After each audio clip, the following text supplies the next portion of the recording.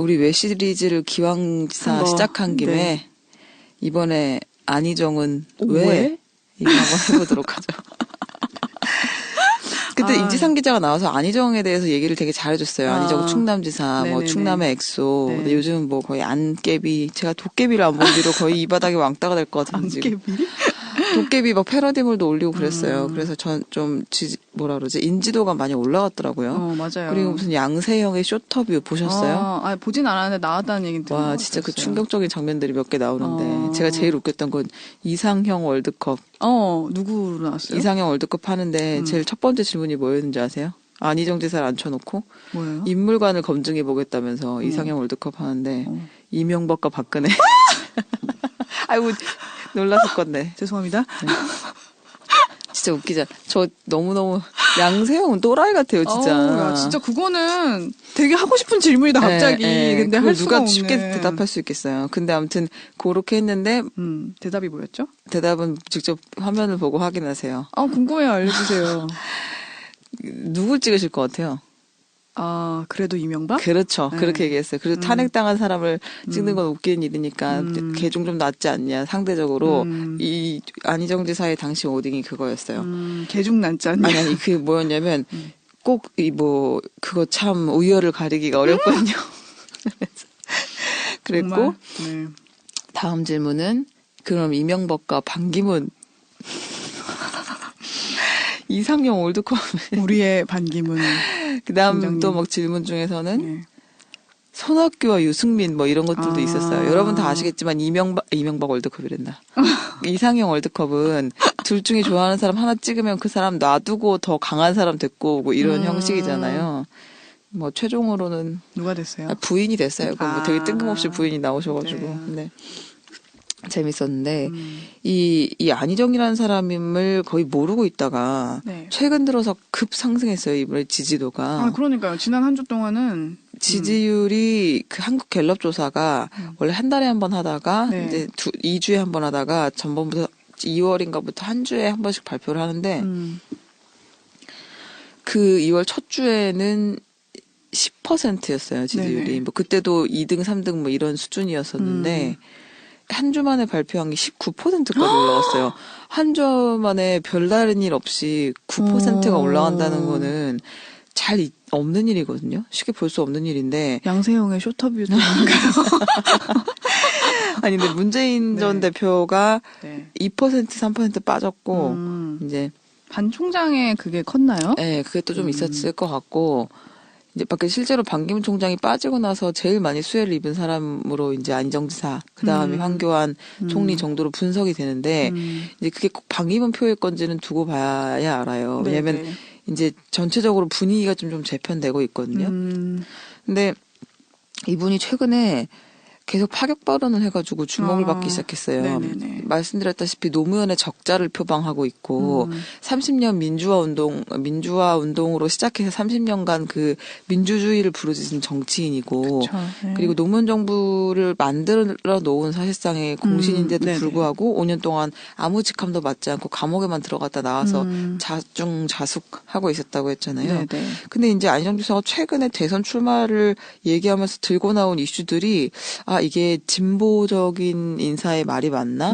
혹은 민주당 내 후보 이야기가 맞나? 할 정도로 맞아요. 의문을 갖게 하는 말들이 몇 가지 있었어요.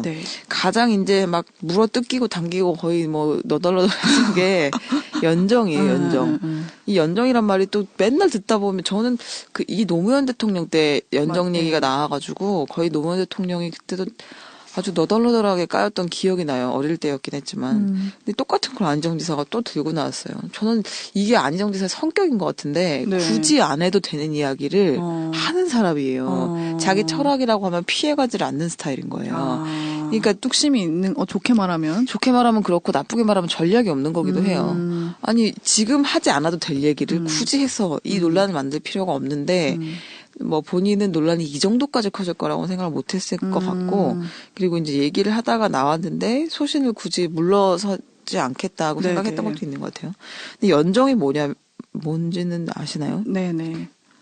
연정이라 보수 진보 대연합 아닌가요? 뭐 그렇게 말할 수도 있고 이 연정의 기본은 원래 보수 진보 대연합이라기보다는 이 국회 내에서 이 지금 안희정 지사가 얘기하는 연정이라는 건 서로 다른 정치 세력 간의 연합을 얘기하는 건데 네네. 이제 국회 내에서 다수당이 있을 거 아닙니까? 네네. 민주당이 지금은 다수당이잖아요. 121석 가지고 있으니까 네. 최대 다수당인데 무슨 법안을 통과시키더라도 300명 중에 150명은 있어야 돼요. 그쵸. 근데 민주당만 가지고는 할 수가 없으니까 그러니까 상대편 누구라도 뜻을 같이 하는 사람들이랑 손을 잡아야겠다. 함께하겠다. 네. 그래야 통과가 되니까. 근데 지금 주로 하고 있는 것도 그거죠. 국민의당이 캐스팅보트를 네. 쥐고 있고 민주당이랑 같이 손잡고 주요 법안들 뭐 18세 선거법, 선거 연령 인하라든지 뭐 법인세법 이런 것들을 서로 논의하니까. 근데 이제 안희정 지사는 한 발 더 나간 거예요. 그 민주당이 어떤 세력과 연대를 해가지고 가지고 오면 그 당에다가 뭐라 그러지? 그러니까 총리를 비롯해 내각 추천권을 맡긴다는 거예요. 그러니까 직을 나누는 거죠. 직을. 이게 단순히 법안을 가지고 협치를 한다는 게 네네네. 아니라 법안 갖고 하는 건 지금도 얼마든지 할 수 있잖아요. 네. 서로 뜻을 모아가지고.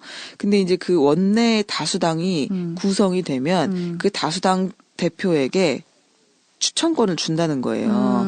그러니까 여기서 총리도 나오고 여기서 뭐 또 장관도 무슨 직이 있을 수 추천하고 있죠, 그러면? 뭐 장관도 추천하고 내각을 꾸릴 수 있다는 거죠.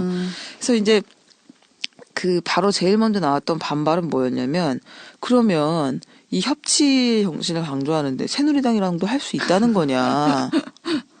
근데 이제 논리적으로 이것도 참 물러섰어야 되는데 논리적으로 말하면 새누리당도 가능하다는 이야기를 했어요. 그러면서부터 지금 혼돈의 카오스에 빠져버렸는데 이제 새누리당이 바뀌었죠, 이름이? 자유한국당. 예, 맞나요? 예. 예. 근데 이제 진위는 뭐냐면 생각을 해보라 이거예요. 뭐 당연히 자기 여당이 이 안희정이 대통령이 되면 여당은 민주당일 거 아니에요. 근데 그 민주당이 당내에서 연정을 해오라고 하면 힘을 합해오라고 하면 그 많은 사람 당 중에서 새누리당, 자유한국당이랑 손을 잡겠느냐고 상식적으로 150석 이상, 과반 이상을 구성하려고 하면 네. 가장 먼저는 뜻이 비슷한 국민의당, 조금 성격이 비슷한, 그쵸, 네. 조금 더 나가면 바른정당, 바른정당. 그 다음에 뭐 정말 300석이 필요한 일이 있다고 하면 새누리당이랑 손을 잡겠지. 뭐 새누리당 손잡을 일이 있겠느냐. 새누리당이 100석이 안 되죠? 네, 99석인가 그래요. 네. 그러니까 뭐 그럴 일이 있겠느냐라는 게 이제 안희정 지사의 생각이고, 근데 이제 3년 반 후에는 어떻게 될지 모르잖아요. 그렇죠. 다시 그 총선이. 국회의원 총선이 네. 있으면, 그럼 만약에 민주당이 한 50석이고, 새누리당이, 아니, 자유한국당이 한 150석 됐다. 그럼 자유한국당이랑 손을 안 잡으면 어떻게 할 수 있는 일이 없잖아요. 그렇죠. 그것도 가능하냐라고 질문하면 그럼 민주당이 손 잡아오면 그렇게 해야지라고 나오면서부터 함정에 빠졌어요. 근데 이제 연정이라는 게 대연정이 있고 소연정이 있는데 네네. 소연정은 뜻을 같이 하는 그러니까 그 정치적 궤를 같이 하는 국민의당 정도 네네. 그 철학이 같은 정당과 이 합치를 하는 걸 말하고 대연정은 그 다른 반대 세력 여야의 합치를 다 해가지고 이제 안희정 지사 말한 대로 직까지 서로 나눌 수 있는 그런 걸 얘기하는데 바로 반박이 나왔죠. 이제 우리의 그 사이다 이재명 시장이 이 새누리당은 적폐 청산의 대상이지 협치의 대상이 아니다라고 얘기를 했고 문재인 대표는 그 뭐 확실한 이야기는 하지 않았어요. 그냥 노무현 전 대통령도 네네. 그 처음엔 주장했지만 나중에는 사과한 바 있다. 뭐 연정론을 이런 식으로 한 발 물러났는데 고집을 꺾지 않고 있어요, 안 지사가. 근데 그 지지율이 지난주에 올랐다고 했잖아요. 네네. 이번 주에. 예. 그 연정 발언 때문에 오른 것도 있는 거 아닌가요? 네, 좀 있는 걸로 분석이 되고 있어요. 이 지지율 분석은 좀 나중에 해볼게요. 아무튼 이분이 되게 네네. 독특하게 또 이 절반의 우클릭 행보를 하신 거죠, 사실상. 네, 그렇죠. 네. 그래서 그럼, 제가 아까도 얘기했지만 제 패친 중에서 안희정을 지지했던 몇 분의 사람들이 지지를 처리하겠다는 식의 그 발언에 네. 가장 큰 영향을 미친 게 연정 발언이었을 거예요, 아마. 맞아요. 지지가 네. 올라간 것도 연정 때문이고 지지를 철회하는 사람들도 연정 때문일 가능성이 좀 있어요. 첫 번째가 그거였고 두 번째가 사드 배치예요. 사드 배치는 얘기가 하도 많이 나와서 여러분 들으셨을 텐데 네. 이 안희정 지사의 정확한 입장은 사드 배치 결정은 잘못됐다. 그러나 전 정부의 결정을 다음 정부가 마음대로 뒤집을 수는 없는 노릇이다. 라는 입장이에요. 그러니까 정권의 안정성, 연속성을 네네. 얘기한 거고 그 외교적 협상을 한 번에 뒤집을 수 없다는 이야기를 현실적으로 한 거예요. 그러니까 저는 안희정 지사가 굉장히 이상주의자라고 철학적으로는 네. 생각했는데 말하는 거는 정말 현실적이에요, 보면. 그러니까 이렇게 뒤집을 수가 없다. 다들 뭐 다음 정부에서 협상하도록 하겠다. 이렇게 네네. 얘기를 하는데 그 네. 불가능하다는 거죠. 그리고 현실적으로. 그렇게 해서도 안 된다는 이야기를 하는 거예요. 그러면 우리가 다 만들어 놓은 것들을 바로 다음 정부가 또 뒤집으면 네네. 누가 한국 정부를 믿고 협상을 하고 신뢰를 할 수 있겠느냐라는 지적도 하는 거고, 그리고 계속 전 정부에서 했던 거 뭐 이명박의 녹색 성장이니 네네. 박근혜 뭐 창조 경제니가 맞아요. 사실상 네. 본질을 보면 그 나라가 계속해서 지속 가능한 발전, 그다음에 그 4차 산업혁명을 통한 일자리 창출 등 이 국가가 계속 고민해온 의제들을 네네. 그냥 자기의 언어로 표현한 것뿐이라는 거예요. 근데 자기 정권이 바뀌었다고 뭐 그 4대강 다 갖다 버리고 녹색 성장 없애버리고 뭐 창조 경제 다 들어 엎어버리고 그동안 뭐 한 천조란다.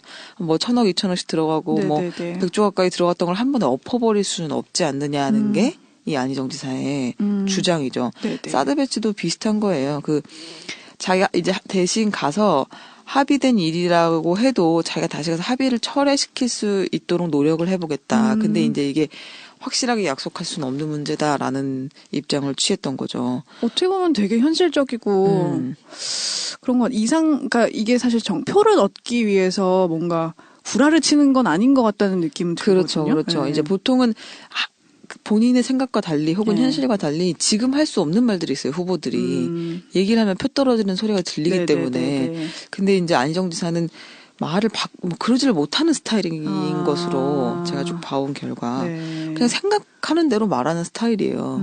그리고 주변 참모들이 이 얘기는 하지 마십시오라고 해도 고집이 또 세가지고 그냥 해요. 본인이 해야 된다고 생각하면. 근데 또 이제 그 진보적 지지자들에게 상처를 줬던 건 예. 재벌개혁 발언이었어요. 이 뭐였냐면 문재인 대표가 4대 재벌을 탁 특정해가지고 네네. 여기부터 청산이 아니라 이제 그 적폐를 해소하겠다, 네네. 개혁하겠다라고 되게 공격적으로 이야기를 했거든요. 4대 재벌에 그 재벌에 집중을 하겠다. 4대 재벌이라고 하면 다 아시다시피 삼성, SK, LG, 롯데는 아닌데. 현대 아닌가요? 현대. 이렇게 네 군데고 거기를 우선적으로 정리하겠다는 다소 위험한 정리를 하겠다. 아니 뭐 정리가 워딩은 아닌데 4대 재벌 개혁에 집중하겠다는 거였어요. 네네네. 그 말이 곧 정리하겠다로 들리는 거죠, 사람들한테는. 예. 근데 이제 그게 좀 뭐라 그럴까 쉽지 않은 일을 사실 얘기를 하긴 했죠, 문재인 대표가. 그 특정 타겟을 상대로 개혁을 한다는 거는 쉽지 않은 일이기도 하거니와 정당성을 얻기도 지지를 그렇죠. 얻기도 네. 그 녹록치 않은 일이에요. 그냥 이제 이 말 자체에는 의미가 있는데 현실적으로 가능할 것인가라는 의구심을 계속해서 나왔거든요. 네네. 근데 이제 안희정 지사는 특정 기업을 겨냥한 개혁이나 정부 주도형, 관 주도형 시장 개입, 개혁 주체와 대상을 이분법적으로 나눈 개혁, 그러니까 국가가 재벌을 개혁한다라고 네네. 하는 건 실패할 수밖에 없다고 얘기했어요. 이걸 굉장히 노골적으로 2-3차례 걸쳐서 얘기를 했거든요. 그 말은 문재인 대표랑 각을 세우겠다는 얘기이기도 예. 하고 그 재벌 개혁안이 실효성이 없다고 공격하는 거기도 해요. 근데 나는 그렇게 안 하겠다는 얘기이기도 하죠.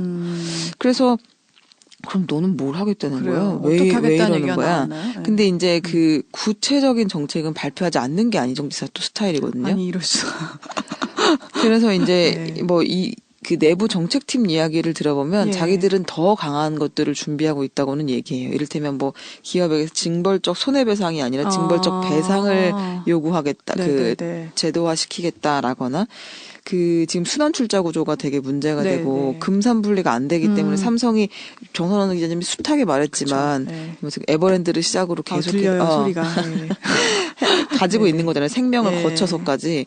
근데 이제 그런 것들을 완전히 고리를 끊겠다는 이야기를 해요. 근데 다만 그걸 특정 재벌에 집중하고 뭐 이렇게 하지는 않겠다는 게 뭐 내부 정책팀의 주장이거든요. 근데 이 지금 표면으로 드러난 안 지사의 입장은 아무튼 네네.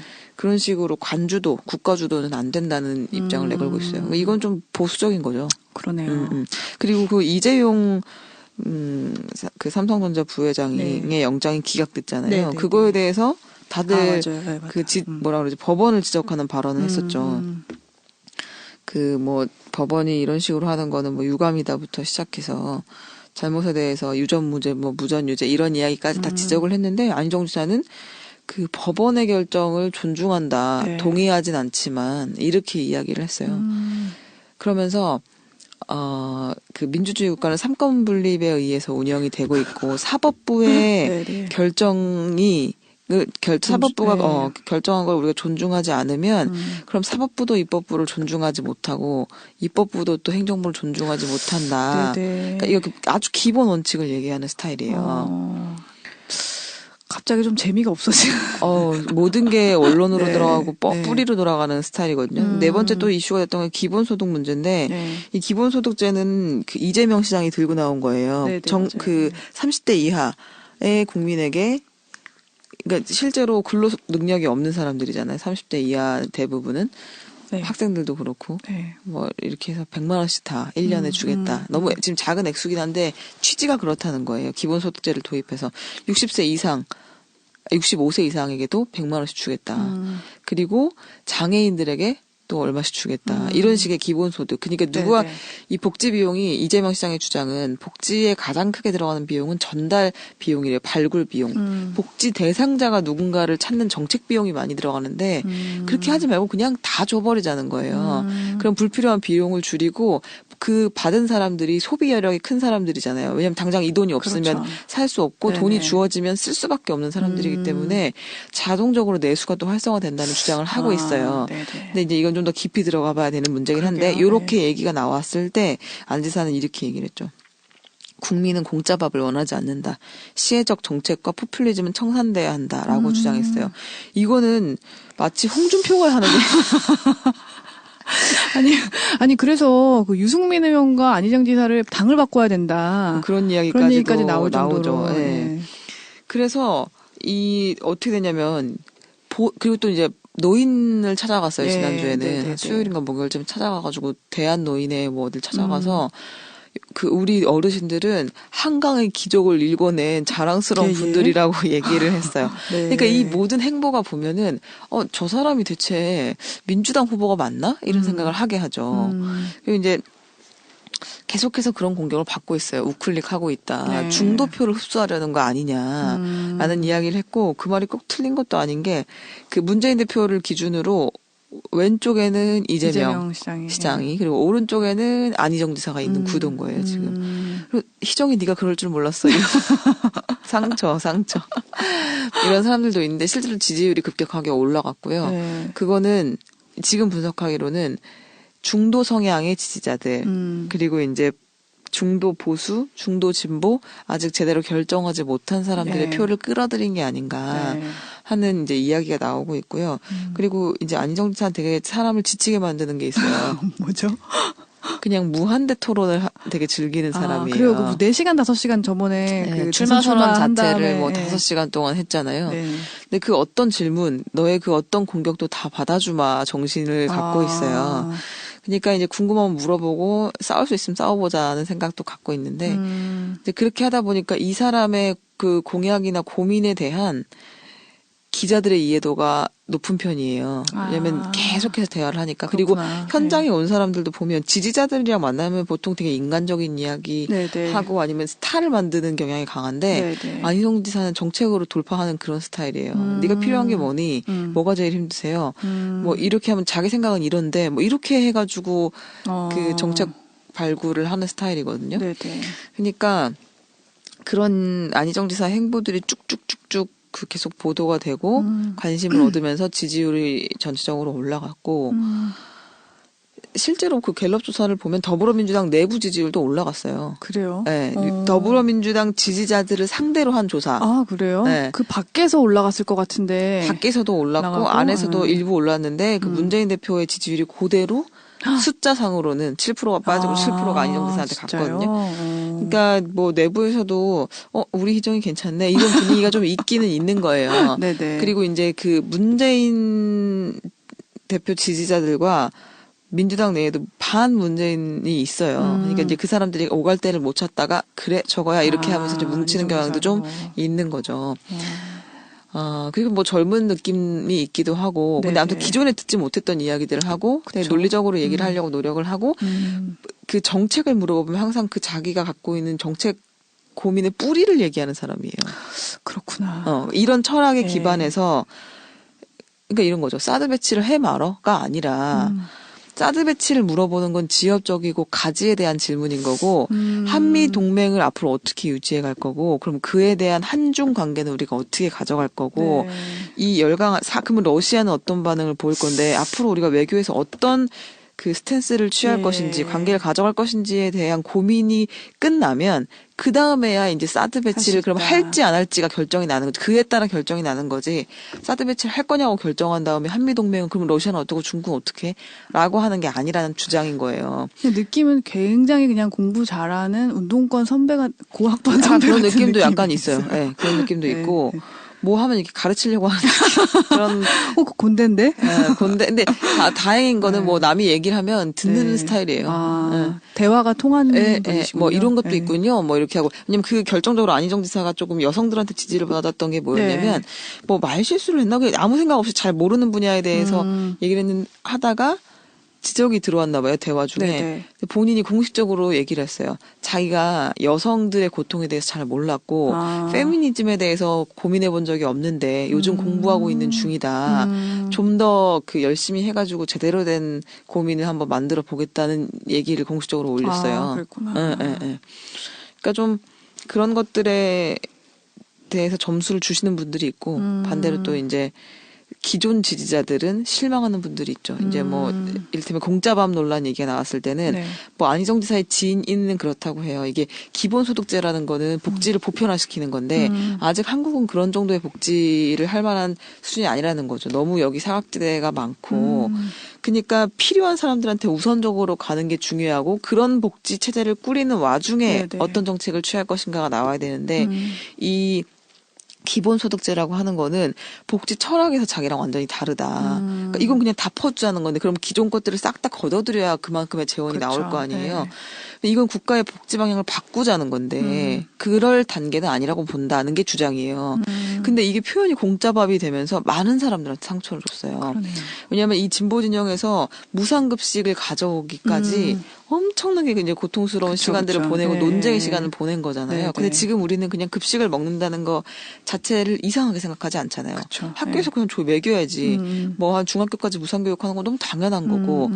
이렇게 생각하고 또 박원순 시장이 그때 반값 등록금도 했었잖아요. 네, 네, 네. 그 파격적인 주장이었는데 그걸 끌어오기까지 굉장히 많은 또 고통이 있었단 말이에요. 보수 진영에 보수 공격과, 언론의 네, 공격도 네. 계속 있었고 네. 뭐 실현 가능하냐는 공격도 계속 있었고 뭐 학교 측의 반발도 있었을 거고 숱하게 많은 반발이 있었는데 아무튼 그 실험을 첫 발을 내딛었고 그 일부를 성공을 시켰다는 거죠. 서울시립대 등등 뭐 네, 이렇게 네, 네. 하면서 여기까지 왔는데 또 안희정 지사가 반값 등록금을 약속하는 건 어렵다고 얘기했어요. 그러면 이 진보 진영에서 그 하나를 얻어내기 위해 투쟁했던 사람들은 상처를 받을 그쵸. 수밖에 없죠. 쟤 왜 네, 저러지? 네. 이렇게 생각을 해서 돌아서는 세력들이 있는 거고 반대로 이제 그냥 광범위한 중도 세력들은 네. 괜찮네라고 합리적이네라고 생각하는 게 있고 그다음 보수 진영에서도 희정이 나쁘지 않다는 얘기를 해요. 왜냐하면 네. 지금 그 문재인 대표나 이재명 시장이 나가면 다 죽여버릴 것 같다는 느낌이 있어요. 왜냐면 적폐청산을 얘기했기 맞아요. 때문에 뭐 네. 국정원이고 검찰이고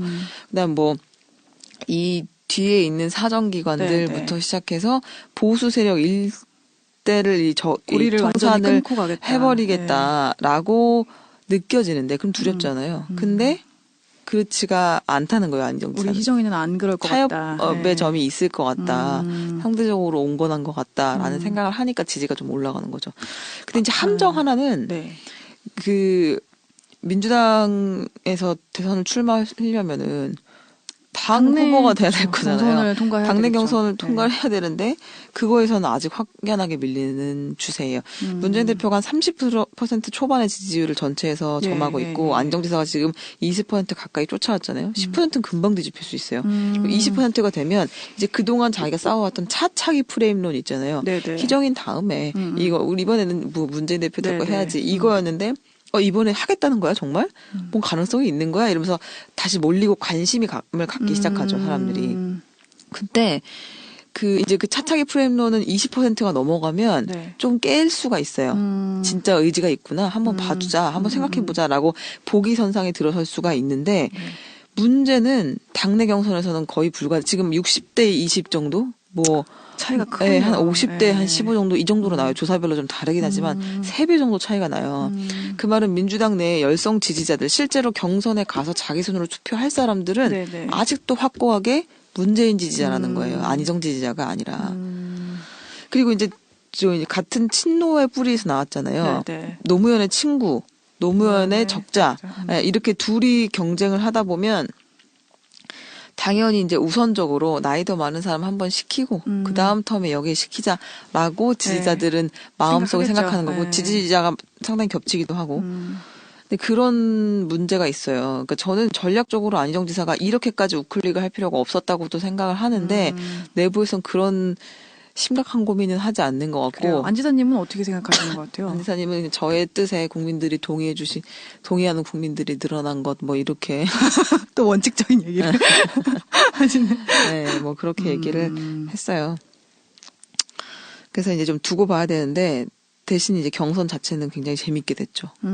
그러네요. 원래 독주 체제는 재미가 없어요. 우리가 또 1등만 너무 1등하면은 흥미가 안 생기잖아요. 근데 만약에 전체 지지율이 올라가면은 민주당 내에서도 당연히 자동으로 올라가게 될까요? 그렇죠. 네. 예, 그렇습니다. 왜냐하면 전략적 투표 지역들이 있어요. 아시다시피 그 호남 지역에 네네. 계신 유권자들은 굉장히 머리를 많이 쓰는 유권자예요. 네네.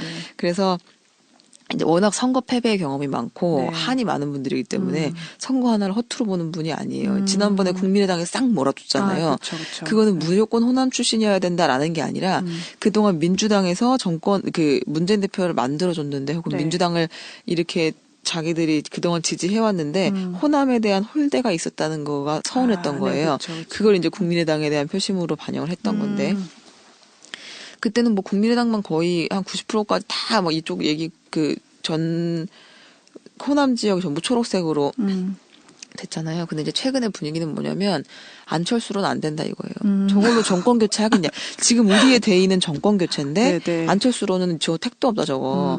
그러면 이제 누가 될 것이냐. 문재인 지금 1등이니까 일단은 뭐 밉든 곱든 정권 교체는 먼저 해야 되니까라고 해서 문재인 대표에 대한 지지율이 올라갔거든요. 탄핵 정국 이후에.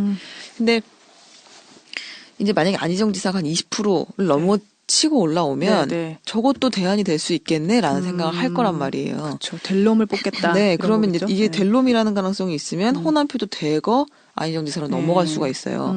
그게 이제 전략적 투표 지역들에 대한 분석이고 그래서 문재인 대표 측에서는 어제 조사가 나오고 긴장을 좀 하는 분위기였어요. 좀 최근에 문재인 대표 측에서 있었던 몇 가지 맞아요. 실책들이 좀 그쵸. 있었으니까 네. 결정적인 거는 그 전인범 전 그 특전사령관의 발언이었는데 그분이 뭐 부인이 횡령으로 해가지고 구속되고 뭐 이랬거든요 최근에. 네. 그런 비리들에 대해서까지는 어떻게 방어가 가능했어요. 근데 이제 본인이 5.18 광주 민주화 운동을 전두환 대통령이 그 시켜가지고 진압한 건 아니라고 생각한다는 발언을 했거든요.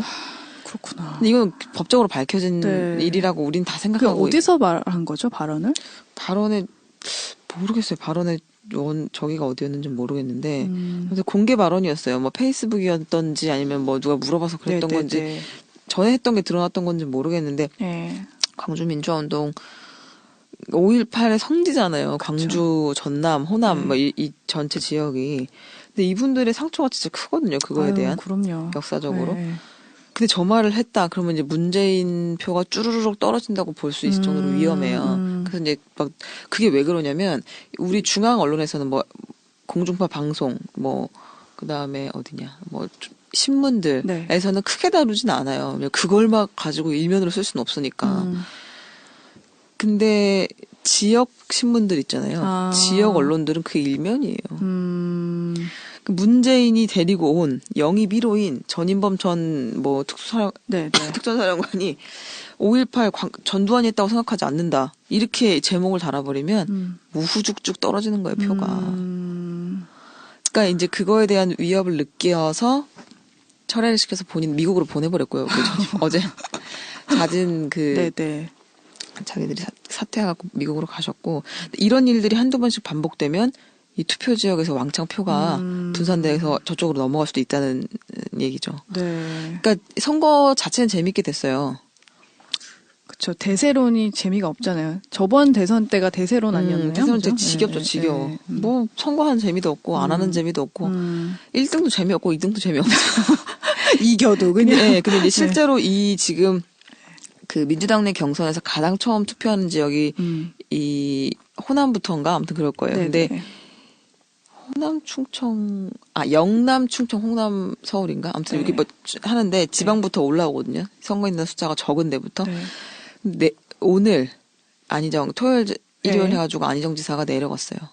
광주로. 목포, 광주 1박 2일 그 광주에서 촛불 네. 집회 참여하고요. 어, 그리고 나서 이제 월요일 날 안철수 대표 가고 그리고 일요일 날 네. 전북 지역에 문재인 대표가 갑니다. 그러니까 이게 진짜 호남 대전이 벌어지는 거예요. 그렇구나. 이게 네네. 이제 본격적으로 같은 지역에서 만나는 첫 파이트입니다. 음, 그래서 아마 재밌는 양상이 벌어질 거예요. 민주당 경선은 어떻게 진행이 되나요? 아직은 경선 네. 일자는 안 나왔어요. 왜냐면 네. 탄핵이 인용되면 그때부터 경선을 바로 시작한다고 했거든요. 그렇겠지만, 예. 근데 이제 선거인단을 모집해요.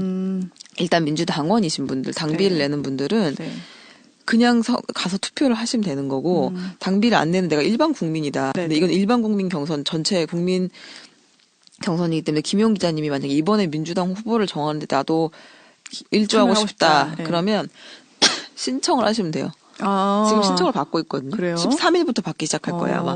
그거 3주 동안 신청을 받기 때문에 그냥 네네. 뭐 클릭을 하면 될 거고 네. 내가 선거인단 신청을 하고 나면 네. 이제 그때 온라인 투표도 가능하고 실제 투표하는 날 아니면 현장 가서 투표하는 것도 가능할 겁니다. 아마. 그 3주 정도 해가지고 선거인단을 모집하면 옛날엔 당원한테 가중치를 줬어요. 왜냐면 당비 내는 사람이고 그렇죠. 아무래도. 그동안 네. 이 당의 충성 문자들이었기 때문에 좀 표에 가중치를 줘야 된다는 주장이 있었는데 이번에는 그 대선 뽑을 땐 그럴 필요가 없다. 일단 최대한 많은 사람의 의견을 반영하는 게 중요하다. 그래서 전 국민을 상대로 열었고 당에서는 아마 150만에서 200만 정도까지도 신청하지 않겠느냐. 탄핵법 바람이 있으니까. 네. 이렇게 분석을 지금 신청을 받고 하고 있다고요? 있어요. 13일부터 시작을 하는 걸로 알고 있어요. 그렇구나. 그리고 그게 또 탄핵 얼마나, 인용 네. 3주 정도 하고 탄핵 인용이 되면 그때부터 또 한 2차 경선 선거인단을 신청을 받는다고 하거든요. 네네. 그거는 한번 하고 싶으신 분들, 선거가 재밌다, 한번 참여해보고 싶다고 하신 분들은 해보면. 근데 아마 진짜